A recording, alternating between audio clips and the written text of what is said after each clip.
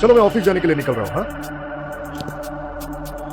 और वर्षा, मैडम का तुम ख्याल रखना, ठीक है? और इनकी आंखों में दवाइयाँ डाल देना, और जब ये सो जाएंगे मुझे फोन कर देना। हाँ?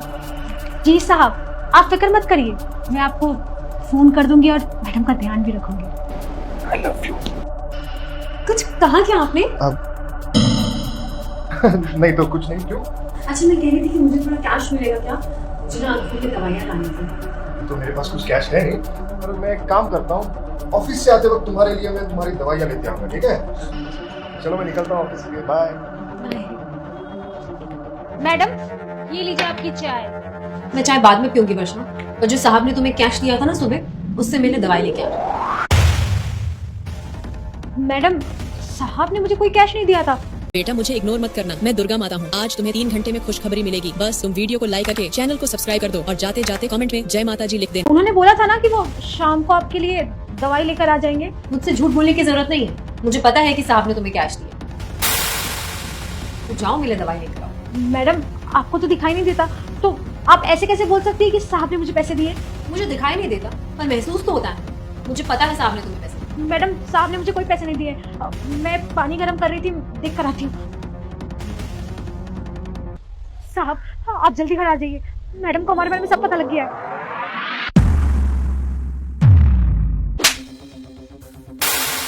क्या चल रहा है मेरे पीठ पीछे ये सब? मैडम, आप देख सकती हैं,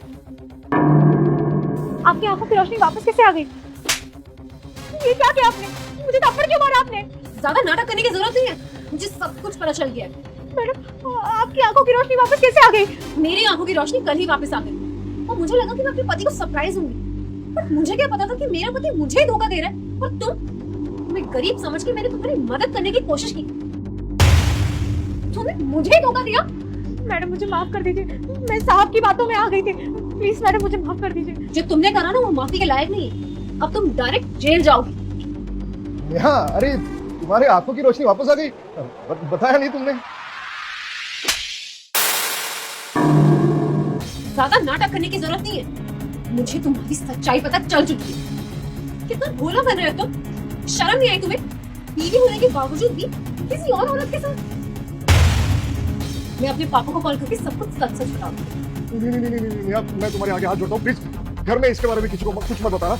मैं मानता हूँ कि मुझसे गलती हुई है, पर पापा को मत बताना, समाज में हमारी बहुत बदनामी होगी। बदनामी होगी तुम्हारी, क्योंकि इसके बाद मैं तुम्हें डाइवोर्स भी दूंगी। लड़का ने कहा प्लीज़ मुझे माफ़ कर दो, अब ऐसा नहीं होगा। लड़की ने कहा मुझे तुमसे बात नहीं करनी है, तुम इस काम वाले के साथ ही रहो।